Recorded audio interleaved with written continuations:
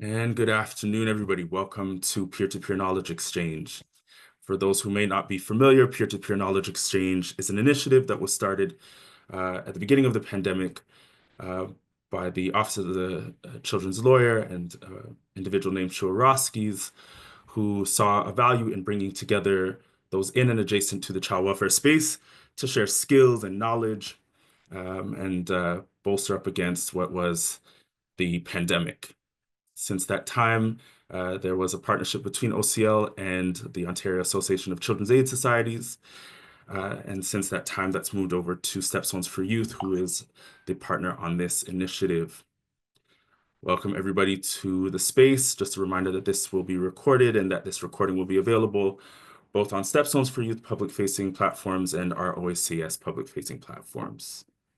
I'll turn it over to my colleague shortly, but for those who might not know, my name is David, and I am the Youth Services Analyst here at the OACAS. Welcome. I'll turn it over to Stepstones. Hi, everyone. My name is Brenna, and I'm Program Director at Stepstones for Youth. I just want to welcome you to our meaningful conversation. We'll be honoring Children and Youth in Care Day that was on May 14th. So this past month, we have and continue to recognize and uplift the voices of young people who have lived experience in the child welfare system. We will highlight their strengths, dreams, and their challenges they continue to face, placing lived experience at the center of our conversation as it directly guides the work that we do. By actively listening, we aim to better understand, support, and serve youth from foster care. Today, we are thrilled to have Tamla Matthews with us, representing Cheers, which is a short for creating hope and ensuring excellence and road to success. Cheers is a community-based program sponsored by Parkdale Queen West Community Health Centre and funded by the Children's Aid Foundation and Ontario Children Foundation. Tamla will share her impactful work with Cheers and also reflect on the legacy of Alisha Brooks, a beloved advocate and changemaker who tragically passed away late last year. Alisha's deep commitment to youth from foster care and her powerful use of lived experience to drive systemic change continues to inspire many across our sector. We will also spotlight Shared Stories, a youth-led volunteer group of individuals aged 18 and up from across Ontario who use creative expression, including performance, photography, and writing, to elevate the voices of youth and those from foster care. Their work not only connects youth with their peers, but also engages the broader child welfare community in transformative dialogue.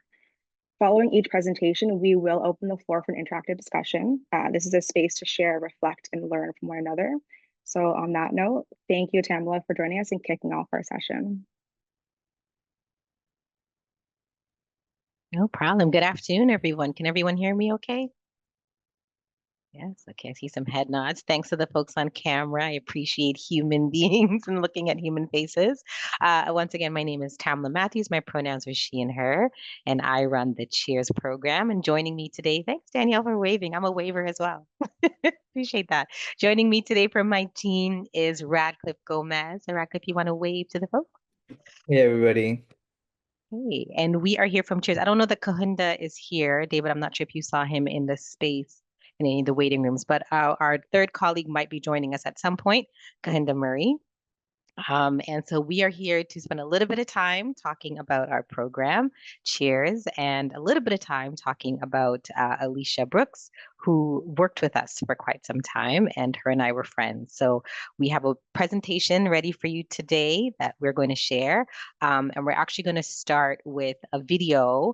And we showed this video in our Cheers program just because we did our own sort of grieving and process around Alisha. Many of us knew her and worked with her. And so she had a real presence in our program. And so we had dedicated some time in January to celebrate her. So we're going to kick this off in a bit of a somber way, but also in a bit of a celebratory way. For those who know Alisha, you know that she was an incredible energy that would fill any room. So we're going to start off with a little bit of a video that was our sort of tribute to her, and then we'll talk a little bit about that and a little bit more about our program.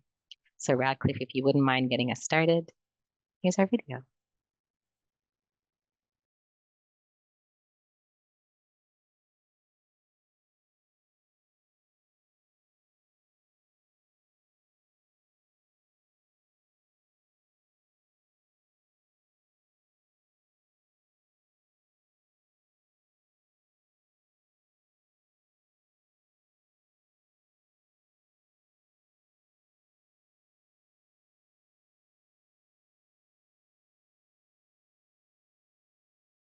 Yeah, so there was meant to be audio, but we'll keep the video going and I'll talk a little bit as the images are being shown. So when I onboarded with the Cheers program about 2019, and in 2019, I onboarded to two awesome human beings that were running the program at that time. Alisha Brooks is one of them, and Rachel Riches is the other person. So the Cheers program was started by Anaya Ferris in about 2017, 2018, and it really was a program designed to address what the lack of services and supports that Black youth in specific were having as they left the care system. And so I was contacted in 2019 to help support the program. The program's leader needed to take a leave of absence, and the program needed to survive and needed to keep running. So Courtney McFarlane, who was working at the Parkdale Community Health Center at the time, reached out to me and said, "Hey, we have this awesome program, and we need someone to sort of steward it for the next few months. Would you be interested?" And I said yes. And the very first day I walked into Parkdale and met Alisha and Rachel. Alisha looked me up, she looked me down, she looked me left, and she looked me right. And we fell in love. Our birthdays are back to back. So her birthday is April 18th, mine's April 19th. And we were immediate friends. And so Alisha was one of two outreach workers that we had at the Cheers program. And she was an incredible, and still is an incredible energy and passionate person. So we'll stop the video there for a second, Radcliffe, just so I want folks to be able to hear her voice. So can we stop the video and maybe come back to it? Yeah, let's stop there because I want folks to be able to hear her voice. Is there a way to put the audio up on this part? I need to hear. No, I'm not sure I can do that right now. So That's Radcliffe, okay. maybe if Sorry you for putting stop you on the sharing, spot. if you stop sharing and try again with your share with the audio. So when you go into the share, it should allow you to share it, and Yeah. it'll ask you if you're sharing video, and there should be an Okay, option. sound. Yeah, I think I got it. Yeah. Great. Thanks, David. Uh,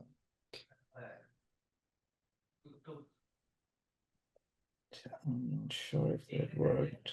Bring in the towel. No, sure. Sorry, guys. Sorry for the That's tech. okay. No, I put you on the spot. I apologize for that.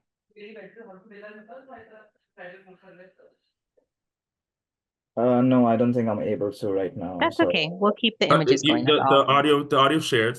The audio was fine. Okay. Yeah, it was sharing. You just need to go back a little bit to where Alicia began. Yeah. Yeah, you're good. Thanks. Should I play? Yeah, try it Mhm. again. Brooks, the outreach engagement worker with the Cheers program.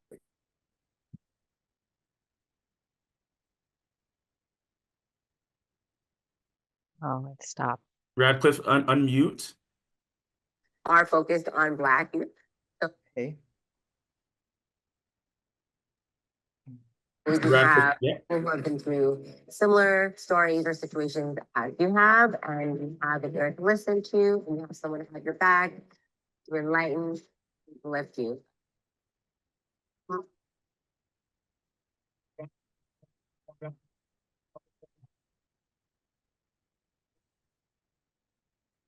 That might be the end of the speaking part. That's okay. We can keep the video going with the sound.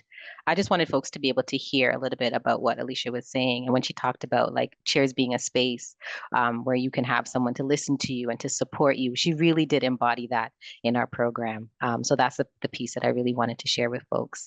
Alisha ended her contract with us, I want to say maybe 2 or 3 years ago, but we always remained friends. She remained a friend to the program, would constantly be sending opportunities our way, and vice versa. We would often meet at the foundation's gala event that would happen in December every year. So that was our time to meet.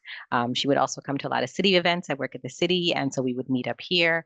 And so as a program, we have been feeling her loss.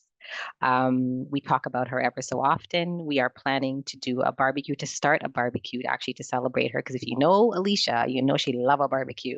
So we were thinking of what can we do to celebrate Alisha, and we decided that a barbecue would be it. So we're going to try our very first Alisha Brooks barbecue this summer. I will share the information with you. We're thinking sometime around Caravana time because we have some mentors that come in. Hey, people are ready. We have some folks that will be coming in from Alberta, and so we're timing it around that time of year. And it's our first try at this, and we're hoping to make it an annual event. But just wanted to start off our time with you talking about honoring Alisha, talking about the fact that we still miss her. We talk about her often. I thought about her for Mother's Day. I thought about her around our birthdays. Like, I think about her regularly, and not sure what she means to everybody in this space, but she definitely means a lot to me personally and to the Cheers program. And so, yeah, just wanted to thank you for this space to talk about her openly and proudly. I was preparing for this last night and it was a bit emotional. So my friend said, maybe you're not ready. Maybe it's too soon, but I disagree. I want to push through it. And even if I did start crying, it's fine. She was an incredible person in this city, and I want to keep her name and her energy and her legacy alive. And if that means a few tears, it's all good. So that's how we wanted to start. I don't know if there's any specific questions around that part of our presentation, but we're going to get into our PowerPoint. And I'm happy to stop and pause if folks have questions. All right, looks like we're talking to you about Cheers. So as we get that up and running, Cheers is an acronym. It stands for creating hope, ensuring excellence, and roads to success. You cannot say that fast. So we have Cheers. As I mentioned earlier, this is a program that was started by Anaya Ferris about 2017, 2018 times, really designed to address some of the gaps that she experienced coming up in the child welfare system. So a little bit about our program. We are community-based and we are a mentorship program. We were originally developed by a former youth with lived experience in the child welfare system. Our work, we center Black youth with child welfare experience, but we also work with Black youth across a number of systems. And so our big common denominator is that we're really focused on working with Black youth.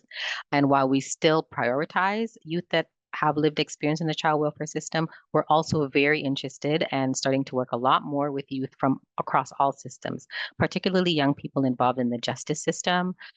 We have a number of newcomers that we are working with as well, and youth that are working in the housing system or the education system. So we are really widening into just sort of system involved youth across the board. Next slide, please. We have a video.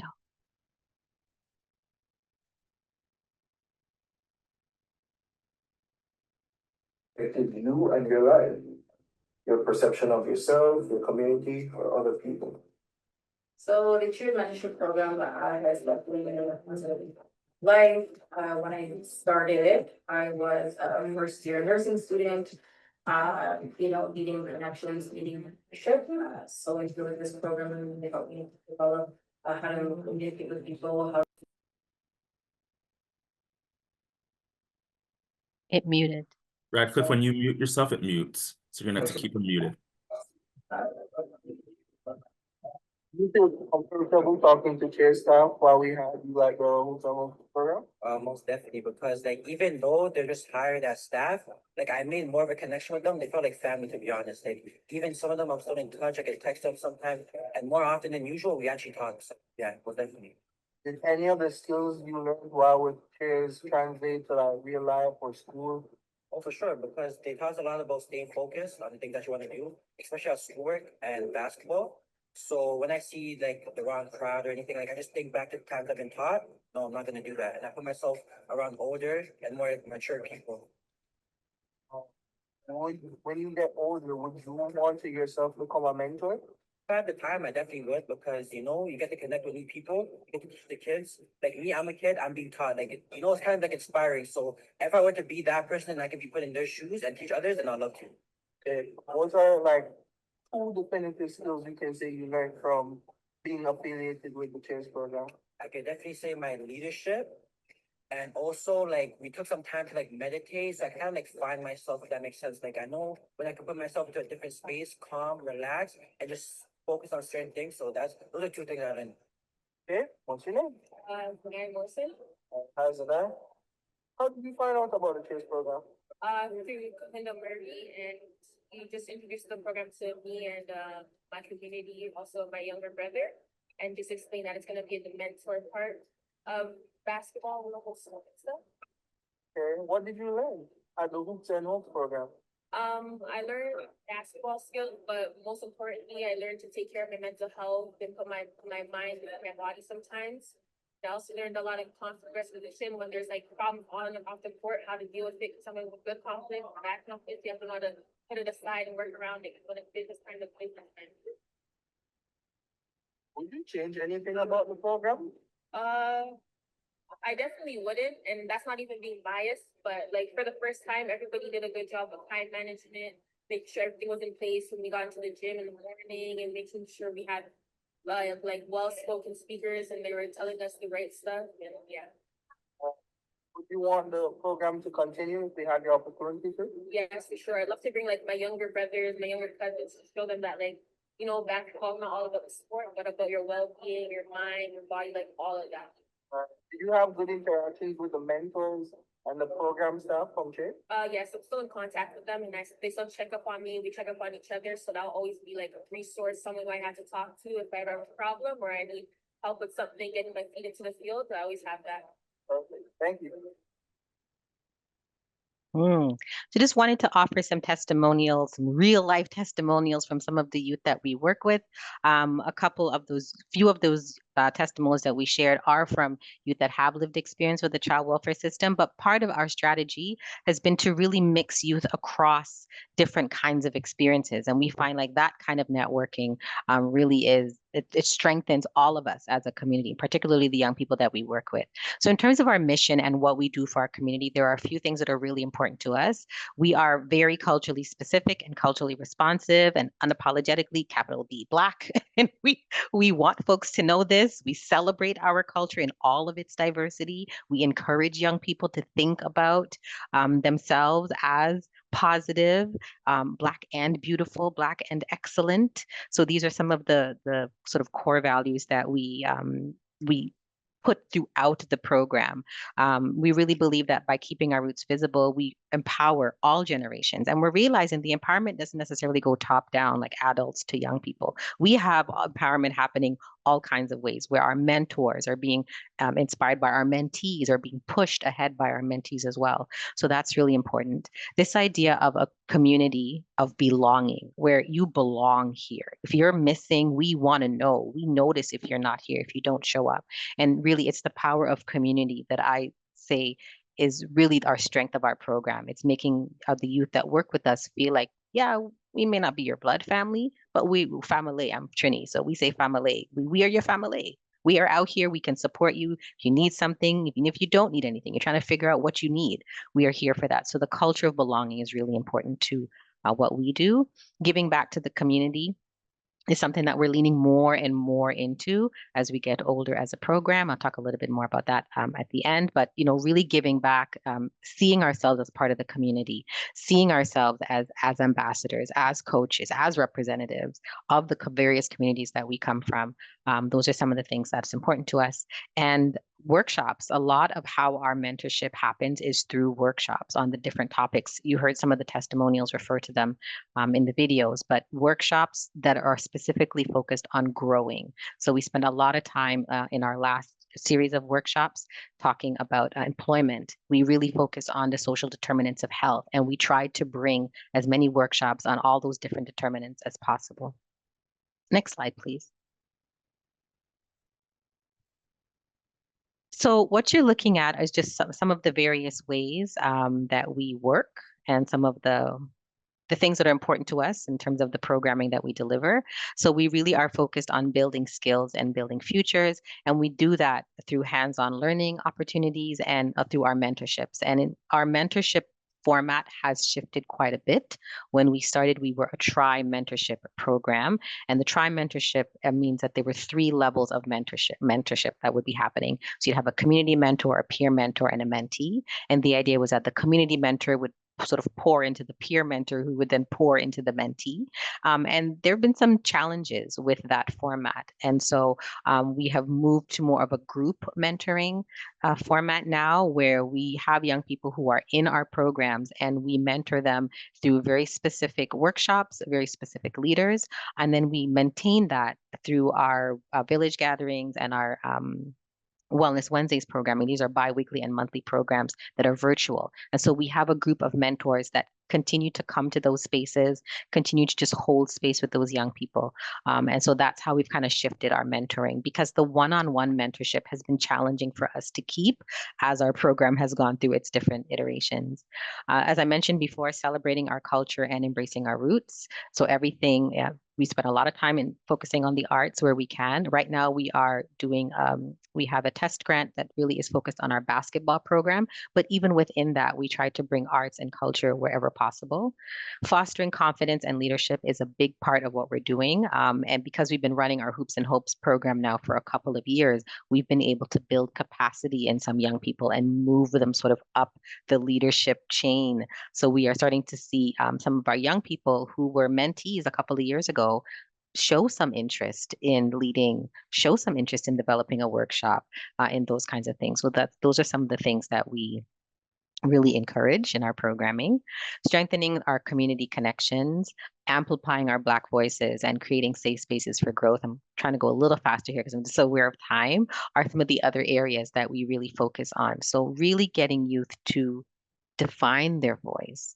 Right now, we're spending a lot of time talking about civic participation. Why should Black youth care about politics? This is an ongoing conversation that we're having right now, especially around what's happening in the world. So we really are trying to introduce conversations that maybe aren't happening at all, maybe encourage things that we're not seeing the youth to really show interest in, and just create that intergenerational space where, we could convene and have folks with different kinds of experiences speak to things.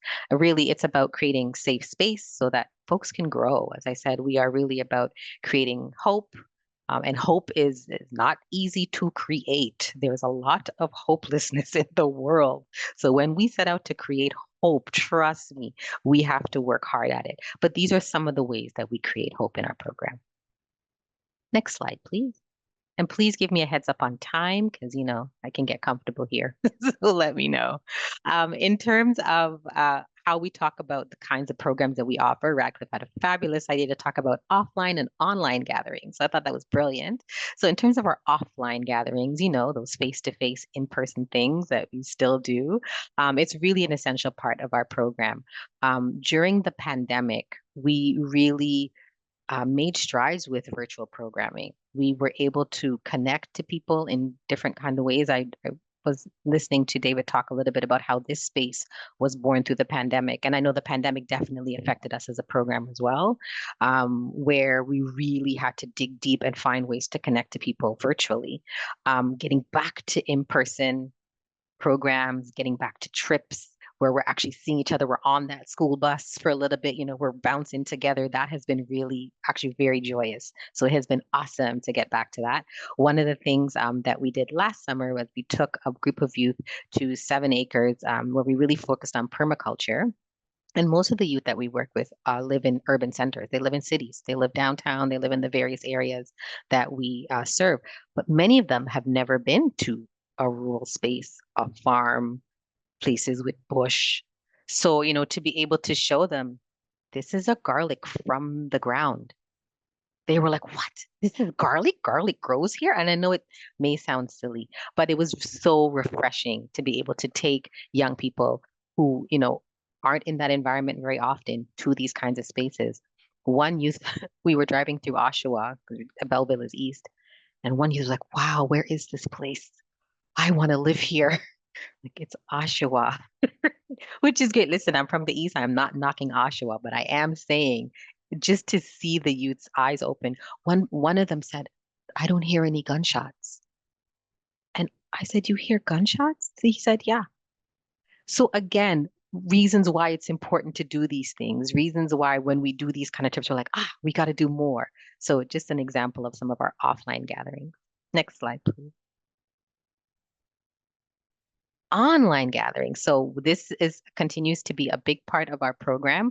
I mentioned two things that we do. So the Wellness Wednesdays and our village gathering. So our Wellness Wednesdays is focused on wellness. It's a bi-weekly virtual conversation.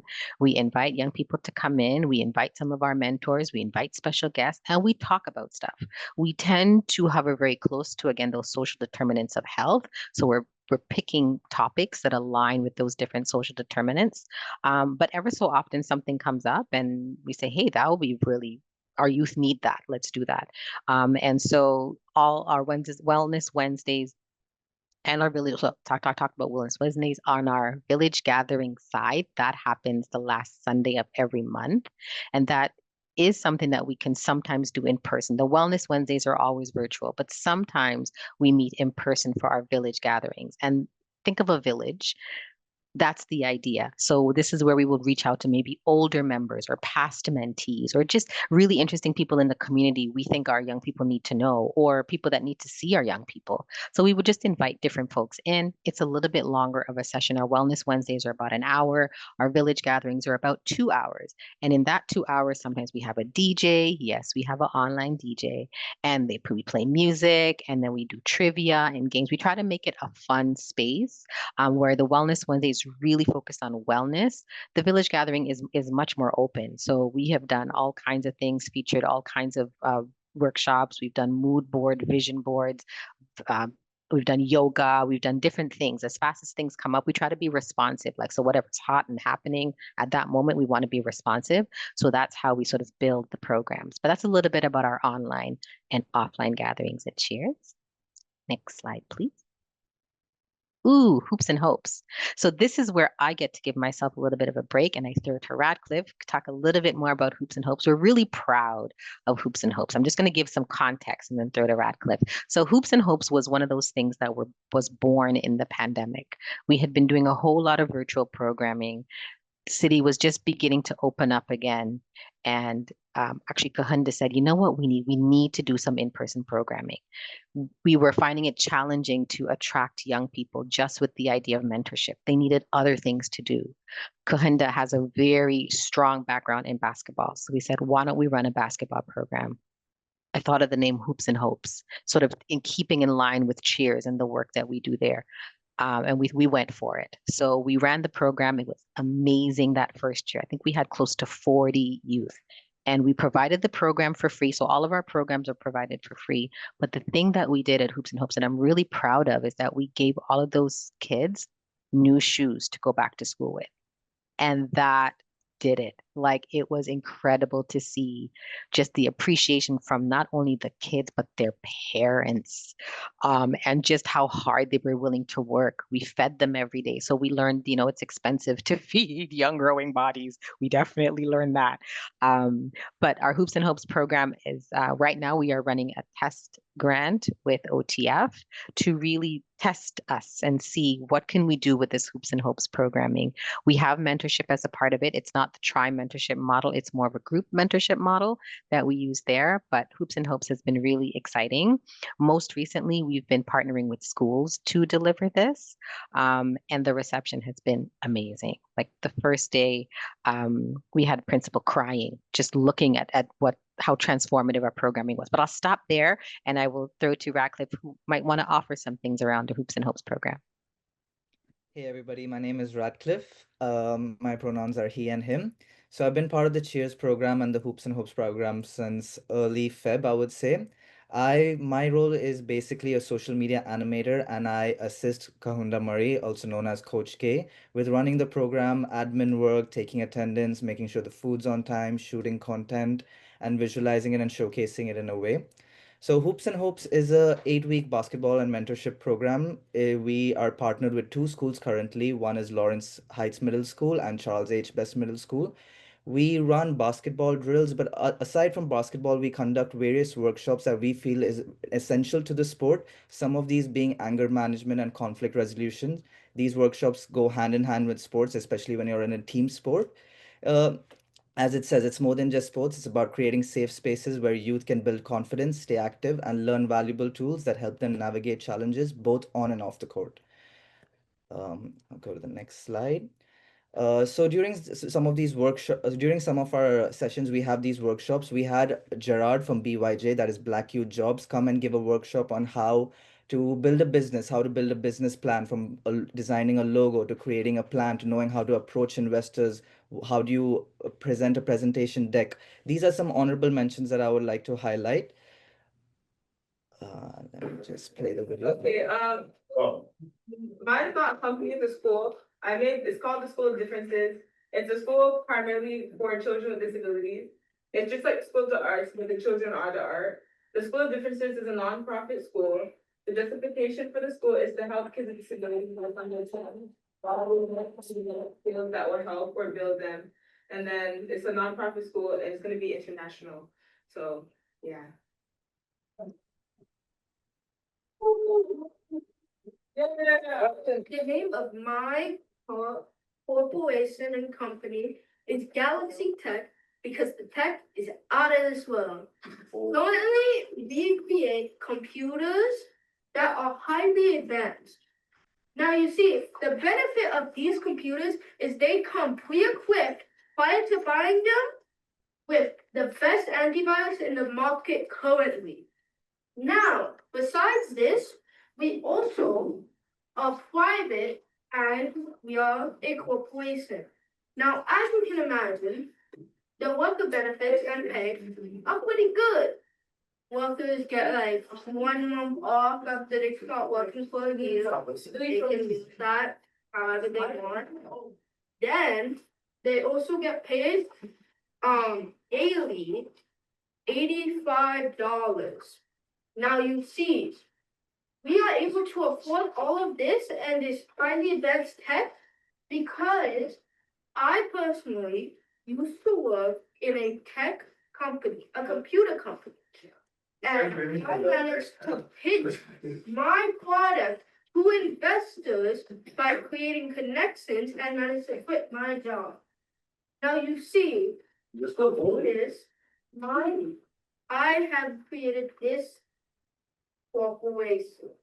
You can look at this logo, although it is a not finished logo, it is showing the computer, which is very heavy, mind you.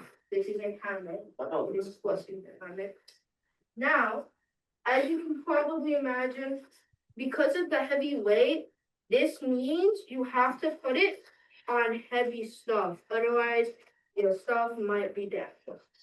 This is Galaxy Tech, and this is our first product. We will expand into consoles and more in the future.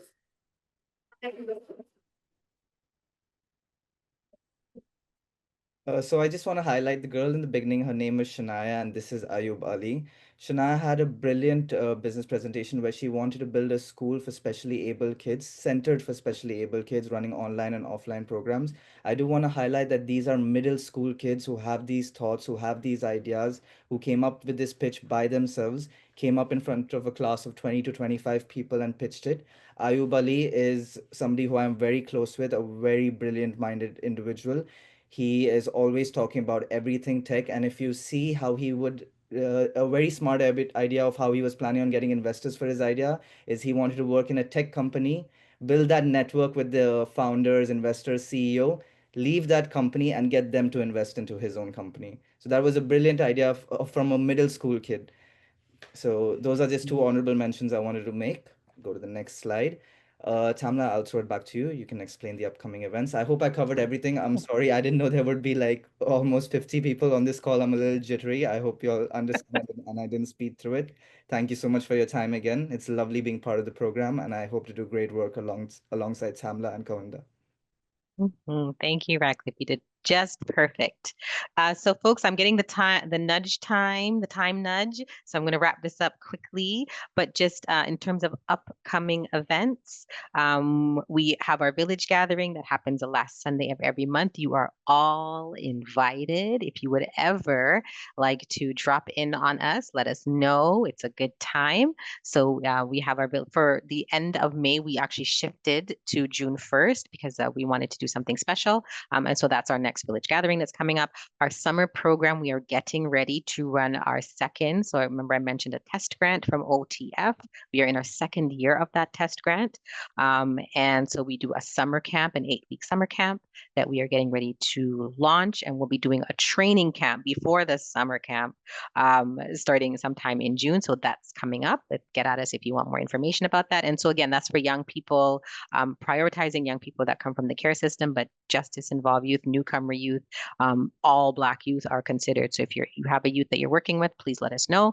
And then we're going to be working on our barbecue, our Alisha barbecue. We're trying to think of a cool name for it, but that's something that we are going to be doing. Yes, it will be in person, and we have to figure out who's going to work that grill because we don't have Alisha. So yeah, we have some work ahead of us, but that's a little bit about our upcoming events. Thank you for this time and for this space. Cheers continues to exist. I'm amazed that our little program is still around, but we are here. Thank you, David, for the invitation and the support. And if there are any questions, happy to answer.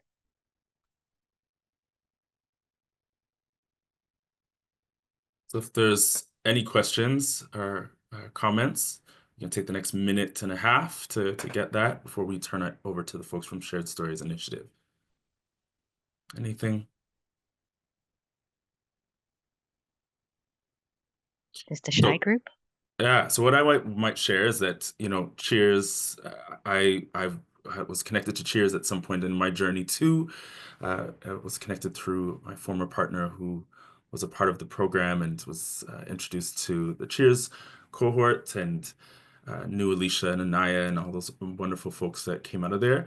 And one of the ideas really that sort of generated this session today for peer-to-peer knowledge exchange is this idea of programs and initiatives that have been generated by people with lived experience of child welfare. And there's so many examples, and Cheers and Shared Stories are just two of them. But I really wanted to sort of give a space to sort of see that young people from care are creating these sorts of initiatives that have life and depth and breadth. And as Tamla said, that have continued on. And so these are two just really great examples of what are a lot of examples in the system of folks who've come out and done really great things. And so thank you, Tamla, for the work that you've done in shepherding this along and expanding it. And yeah. Anything else from the space? There's a question in the chat around what the age range is for young people who can be referred to Cheers.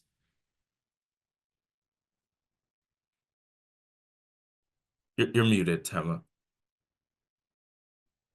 I want to say 12 and up. We haven't really said no to anybody. We tend to get young people. I think we had youngest 12 in our camp last year. So if you have a young person, let us know and we can let you know if it doesn't work. But typically we say yes to most people. Mm-hmm. Any other questions?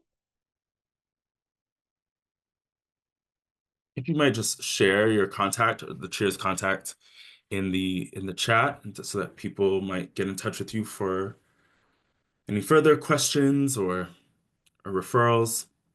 We'll do that. Okay, I will put that in the chat for folks. Thanks, everyone. Have a great day. Thanks so much, Radcliffe. Thanks so much, Tamla. Thank you so much, David. Thank you, everybody. So now we're going to turn it over to the youth from the Shared Stories Initiative, Aiden and Sarah.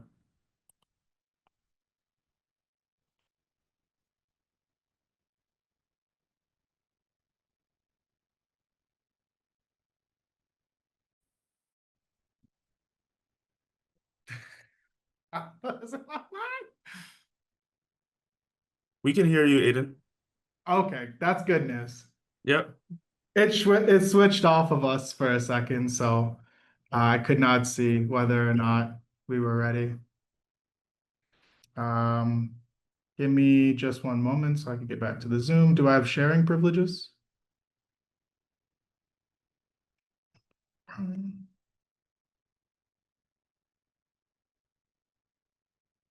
Yeah, you have sharing privileges. Okay. This Zoom is a little slow on my end, so fair warning if there's any issues. Um, bum, bum, bum. Okay, share. There we go. I just had it. Why is it not going? Mail, calendar. Why is it not going? That's frustrating.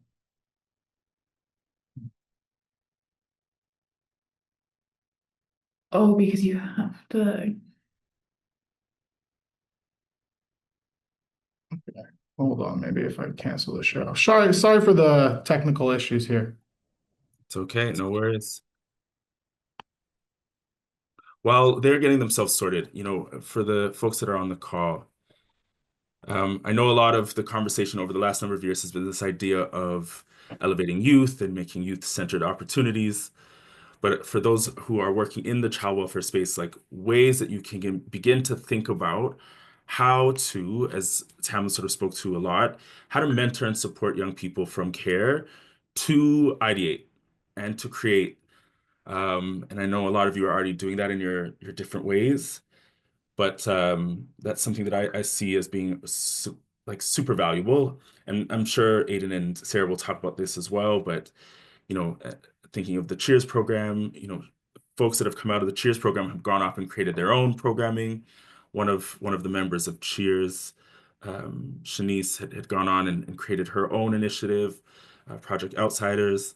And so there's always these opportunities that once you sort of nurture and feed one, it sort of populates others. And so that's sort of the exciting thing about mentoring and supporting youth to lead. How goes things, Aiden and Sarah?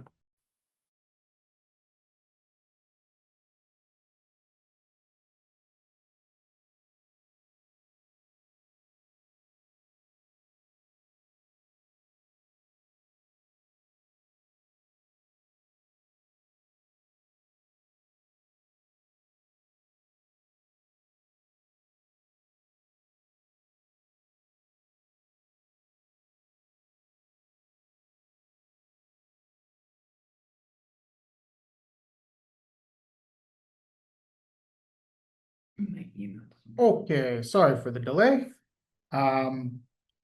We are having a little bit of problems getting the slides posted. So I'm going to try and have wow, let alone my words working. I'm gonna try and have Sarah join the chat and then put it into Zoom so that she's sharing it and then we're just talking on this computer. Hopefully her computer is better and more competent in terms of sharing the video. But I can start by addressing myself. My name is Aiden D. O'Sullivan DePeza. I am a First Voice youth advocate. I have been a part of many youth advocacy programs for the youth in care in Halton, but also across Ontario. I like to stylize myself as a First Voice youth advocate. I am a former youth in care and currently in my fourth year of studies at the University of Waterloo for social developmental studies. So headed into the field. I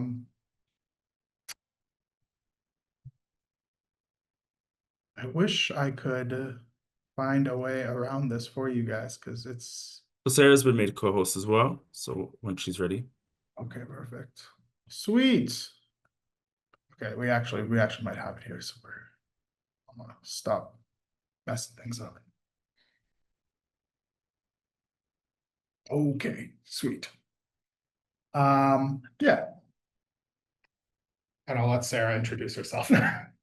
All right, hello, I am Sarah. Aiden and I have been part of the Shared Stories Initiative, and recently the May 8th Children and Youth in Care Day event that us and our fellow youth put on. I'll let you. Oh, yeah. And then the last thing is much like all of the projects that we will talk about here, that David highlighted earlier in his statement, and that Tamala and Radcliffe had highlighted with the Cheers program. I'm also a part of the group working towards finding ways to create better bridges and better programs for youth. So my current project is heading up the Right to Know project. That would be the only thing I left on. Next. Yeah. Sweet. So for how we got to doing the shared stories initiative, myself and Sarah, were brought on a little later into the game, so we didn't really get to see some of the start of it. But from what we understand of it, the story really begins with the listening roundtables. These were events hosted by OACAS that really focused on creating a space both virtually and or physically for these youth where we could host and hear the issues that and barriers that the youth really experienced. I remember coming into Toronto for these. I remember having people from up north come into Toronto for these, and from up north even join virtually so that they can take part in how we would talk about changing the system. Some of the critiques that were arisen were stagnation. So we ended up speaking a lot on the same issues. We'd bring up something like pushing the age category back, or a certain aid that might be useful to youth and youth in care, prescriptions around healthcare and stuff like that. And these issues would come up again and again, and we'd go from one hearing or roundtable to another person's hearing or roundtable. It might not have been with OACAS at that time. And so this started to garner a lot of frustration among the youth that were around these tables, and they wanted to really push for something strong to come out of it. We saw representation become a big issue. This is when we see movements like Cheers, Hair Story, and many other of the, and OVOV coming up to really support the Black and Indigenous communities available across our sector. And then as well as like the founding of groups like Project Outsiders, which really encourage us to move forward, start pulling as advocates ourselves, start pulling with the rest of you guys to kind of get this work in the care sector done.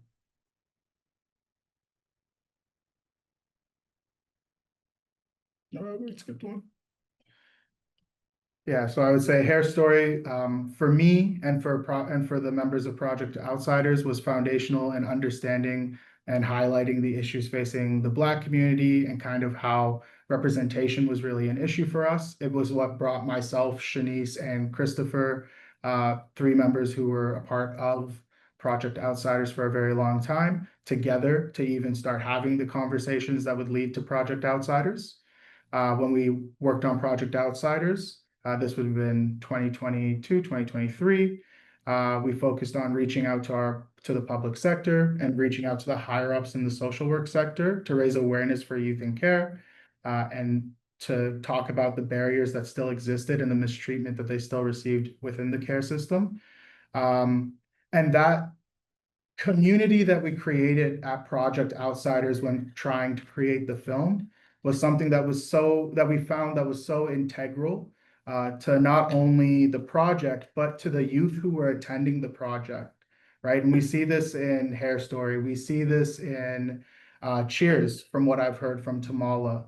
And I can tell you that is definitely how a lot of people leave the Black Power or the Power Up events, the Black youth events for OVOV as well, right? We get this chance to interact with each other, to really be with each other, sit down, break bread, get to know each other, and really bond with each other. And so when we were talking about this project from the Project Outsiders lens, one of our group members, her name was just had said that she missed the project. She missed the group that we had worked with after the dissolution of the project post the documentary.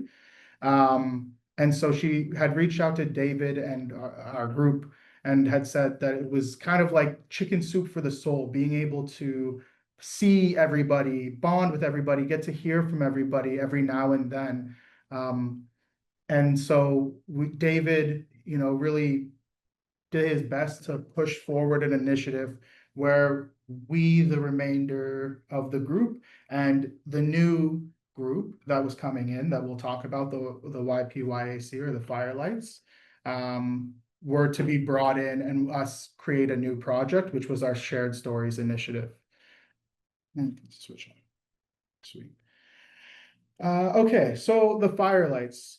It is my understanding, as I was not a Firelight, but I was a predecessor to the Firelights, that the Firelights were the Youth Can champions, handpicked advocates from across Ontario. These were the youth who were go-getters when it came to advocating, youth who wanted to see and make a difference in their agencies and across their system. They came together to work with us to kind of develop the Shared Stories initiative. Between, David, Max, who was a fellow worker of ours, Sarah, who was a fellow coworker of ours, they got a script developed. They started looking into, I don't know how the verbatim arose, but David's in the theater scene and has friends there, and I'm sure he has plenty of connections there. So I figured that that's where that came from. But we focused on finding a way to tell true stories about the youth experience. And that's what the verbatim brought about, and very powerfully so. Okay, so the Shared Stories Initiative, it started in fall 2024, and the point of it was to bring youth together, to have that sense of community, as well as to have their voices heard, not only by putting on the play that we're hoping to continue to build, Little Wins, but as well just within the group, having the ability to say, this is what we'd like to do and see it implemented. There's been many opportunities I've been able to be part of where youth have had opportunity to share their input and their experiences, but then it's usually handed off. They say their thoughts and they get told later what has happened, whereas this was a great experience for youth to be able to really be hands-on and form their own way of expressing the issues within care, their experiences, as well as celebrate the little wins together. What we're hoping for moving forward, we did have a staged reading at the Child and Youth and Care Day on May 8th, 2025 event, but we're hoping to continue building it and increase the youth engagement as well. Continue to have youth bring their input and help form this play, and hopefully we'd like to see it performed beyond a staged reading as well. And the whole kind of experience there is about having the spotlight on youth, what it's like to be in care, and really bring that in to the spotlight beyond the youth who've gone through it and the workers who work through the system there. And then I'd just like to take a story, a second, sorry. I'd like to take a story. This is what tells you that I tend to talk a lot. I say story as opposed to a second, because that's how much time you need to hear me for. But for, something in terms of like, when we're thinking about engagement, when we're thinking about how do we connect with youth, and when we're thinking about what these types of meetings, what these types of gatherings mean to youth, I want you guys to go away knowing that this Shared Story initiative was created by youth for youth, had youth work all the way through it, and is still continuing on towards something. I'm not certain, I'm not in charge of the direction of it, so I can't say for certain where it'll go, but we're still hoping to continue it on. But also, from this gathering of youth, we've also had 2 projects that went on to apply similarly for the Trillium Fund that the Cheers program had applied for, both of which were shortlisted for it at this point in time. right? So we have, just from this congregation of youth, found a way to found 2 excess programs by youth just from having the youth meet. They had nothing to do with each other. We all started these programs on different times in different spaces. We got together and encouraged each other to go find and apply for the Trillium grants and whatnot. So these spaces really create a dynamic in which support for youth is fervent. But it takes creating these spaces, right? It takes the type of stuff that that Tamala talked about at Cheers. It's really expensive to feed people, as David found out this year while working for, for the various projects that he did. You know, and it's not easy to feed a small room of people, but it's also not easy for those youth to come in, right? So that we need to find a way to bring them in, whether that's giving them honorariums, whether that's, you know, if you could go back to the second slide. Yeah. You know, we talk about isolation. Many of our youth are shipped all across the province, and we have no way to connect them with resources, let alone with each other, which is something that we find that we need. When we talk about communication, making sure that as workers or as resource agencies, we're doing everything we can to make our information accessible to these youth. Do we have an Instagram page? Do we have a Twitter page? Do we have a YouTube page? Right? If we do, are we actively using clips so that we could get this information into the hands of the youth? Or are we just posting, hoping that they get onto our page by somebody passing that information along? Right? As workers, are we making sure that we're sending our emails forwarding to the right youth? Right? If you have a youth who's never played basketball and doesn't want anything to do with basketball, but loves horse riding, and you see a thing for horse riding, do we forward that to our youth? Right? And then again, it's the, you know, representation and stagnation as well. We've found that we've gained a lot of representation for young Black and young Indigenous youth. I worry for, and as well for, I believe, the LGBTQ youth, although I don't know how camp, was it Falling Leaves? Camp, Lifting Leaves, sorry, Camp Lifting Leaves. I don't know how that's faring. I hope that it's still up and running and going well, because it's a necessary service for us.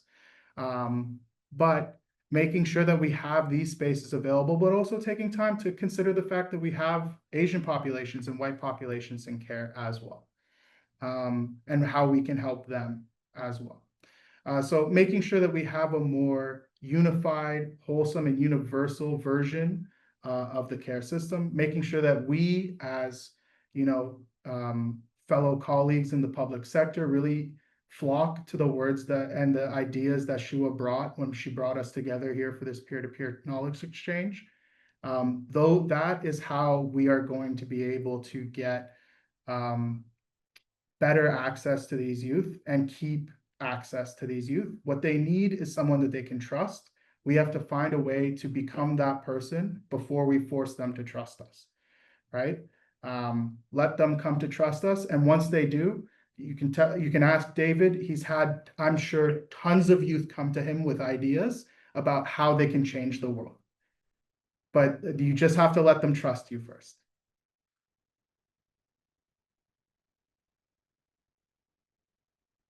Okay, so Children and Youth and Care Day is what we celebrated on May 8th and what recently we were working together towards. This initially started by youth saying that all of you have done your best, now it's our turn. And in November 2011, youth gathered at Queen's Park to have their voices heard at the hearings of youth leaving care. May 2012, they submitted their report, My Real Life Book, report from youth leaving care hearings. Their number one recommendation was for the province to work with youth and create an action plan for fundamental change by November 2012. In the meantime, they had 6 recommendations that they were looking to have immediately put in place to be able to have progress during that time while they created the action plan. One of the recommendations was to raise the support age. they said 25 is the new 21. Today, I would say 30 is the new 25. And I feel a lot of my fellow youth would agree with that. And we're still at 23. And that's an achievement. That's a very recent win. It is still a huge win, but there is a lot to go, and make sure we're staying on track and catching up there.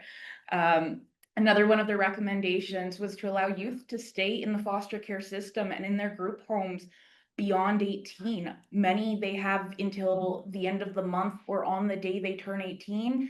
It's find yourself a shelter while many of the youth are still even in high school.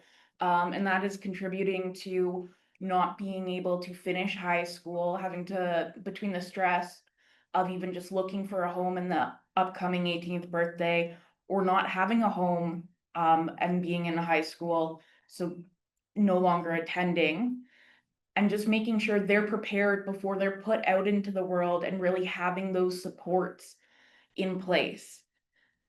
They also wanted commitment to ensuring that every child in care has ongoing health and education services. And while there are some, definitely making sure that is known about. Well, there's some resources I'm even now at 25 learning about that would have been accessible as a teen when I was still eligible for supports. There's so much out there, and I'm sure there's more I'm going to learn about, so many programs, and just in continuing to build on those resources for health and education, as well as educating and sharing the knowledge, which I know today we're here to help work on that and expand how much knowledge is being spread throughout the community. Another suggestion was to commit to collecting and publishing information on how children and youth in and from care are doing, making sure they are checking in and really have an idea of how youth are feeling, how they're succeeding, what supports they need.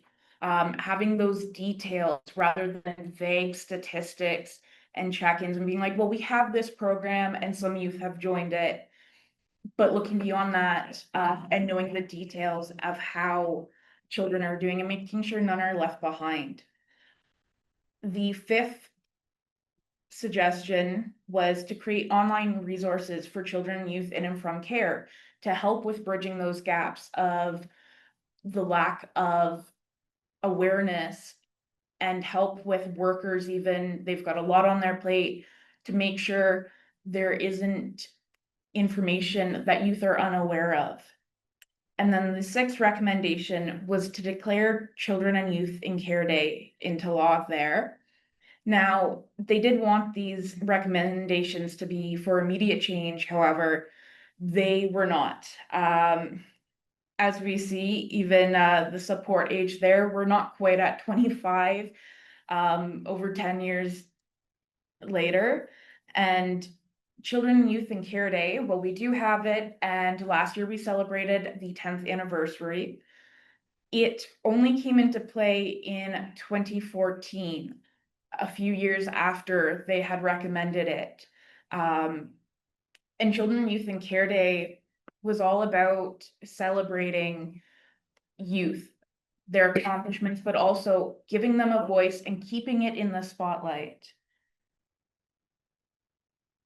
And so it's celebrated every May 14th throughout several agencies, and as we had ours on May 8th this year.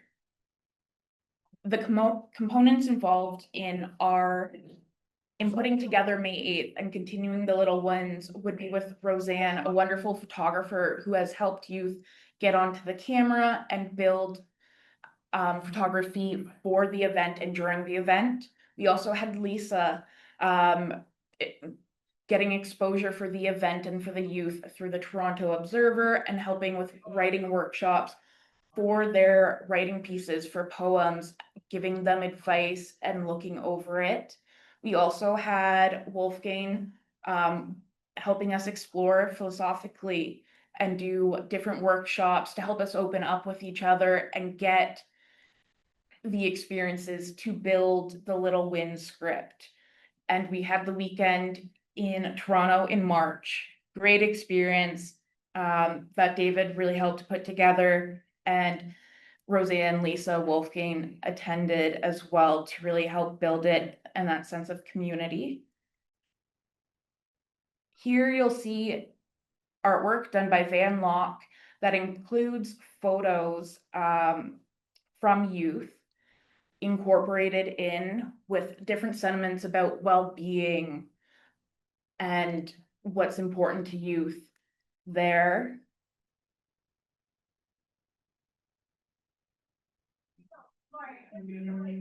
There it is. And then we'll share the Little Wind video. You might have to unmute yourself. Okay. I'll take it. I guess. Yeah. Go ahead.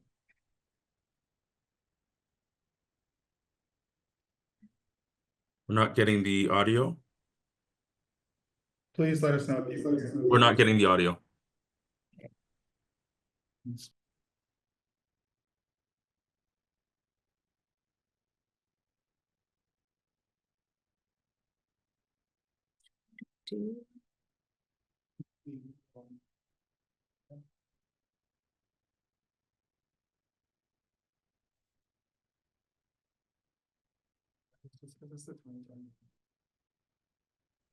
Yeah, we're not getting the audio. Okay, unfortunately, the audio is not coming through there. However, there is the subtitles. And I'm thinking, David, you can probably attach this to an email that goes out so that if anybody who is currently watching and wanted to see the video and receive the audio could access it. Perfect.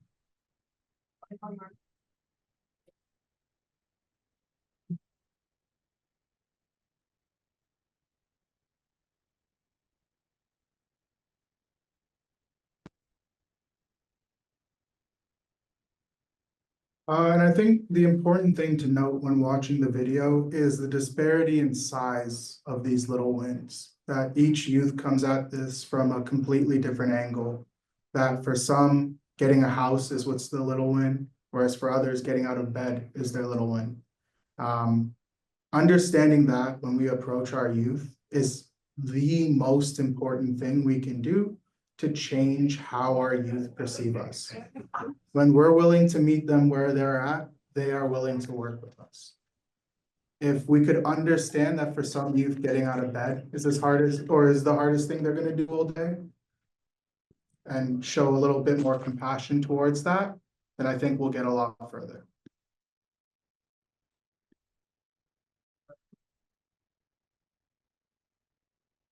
Okay, so we've spoken a lot on it today about engaging youth, really meeting them where they're at, letting them be themselves, and also being yourself, bringing that personality to it, whether it is lawyers, workers, other adults engaged with youth in and from care, and just helping them bring down the walls to feel safe to be involved as well. And then hosting those spaces there, having that ability to come in person and connect, especially as we do see a lot of youth tend to not turn on their cameras and engage sometimes over Zoom. It's easy to feel that sense of isolation in there. So creating warm, welcoming spaces for youth in person as well. And just allowing for that time to build trust as well. Getting to know youth and understand why they act the way they do. I've studied some child development, and a big part of there's no such thing as a bad child. Each child is a clean slate, and every behavior is communicating a need. And I find that even looking back at my own experiences from care, there was behavior that others would see as acting out possibly at times, whereas it was an unmet need. and not being heard. So really giving that space there. Also with details, that's a big one. Anxiety of the unknown. What's it going to look like? Can you show pictures of the space? Give clear directions of how to access, even enter like a building, what's going to go on, what's the expected amount of people there, so they can feel prepared and have the tools and know how they can cope, as well as removing those barriers we mentioned about with finances and travel. We had youth that were on a bus, I think, over 6 hours. Some of them traveled just to be able to make it to the event. And there are youth willing to put in the commitment and the time there, but don't always, have the ability with their finances there. And also making sure there's events hosted outside of the working day, because a lot of our former youth are working. I noticed even with the Waterloo Region Family and Children's Services, they run summer events. However, they do tend to be during the day there, which can be limiting for when youth can attend. And I think it's important to note that those youth who came from 6, 8, 12 hours away did it because they felt that there was a need for them to be there. Did it because they wanted to be there for their fellow youth, right? So when we think about engagement, understand that there is an undercurrent in the youth population of people who want to engage and of people who will bring people with them when they engage. But you just have to get to it. You just have to access it. It takes patience, it takes effort, and it takes making sure that the youth don't have to deal with the issues that we can clear away in advance for them. Yeah, and that's all we have to say for today. If you guys have any questions, don't ask them, but feel free to email us because I think we're a couple minutes over time here. Yeah, we do appreciate everyone who's stuck around past the 2 o'clock mark. Thank you to you, Sarah and Aiden, for your time today and sharing a little bit with us about the generation of the Shared Stories Initiative. But And seriously, if you the do work have that you questions, feel free to forward them to Yeah. David and pass them Oh, along to and myself and yeah, Sarah. absolutely. Absolutely. Thank you all for being here. And if there are questions, feel free. We can take a minute. If there are any comments or questions that wanted to be shared or heard, we can do that. Y'all are troopers, the ones who've stuck around. No worries. All right. Thank you again, Aiden and Sarah. Thank you to Stepstones as our partner on this peer-to-peer knowledge exchange. Thank you to all the folks who stuck around. Thank you for everyone being here, and I hope you have a great rest of your days. Be well. Hi, David. Thank you, everyone.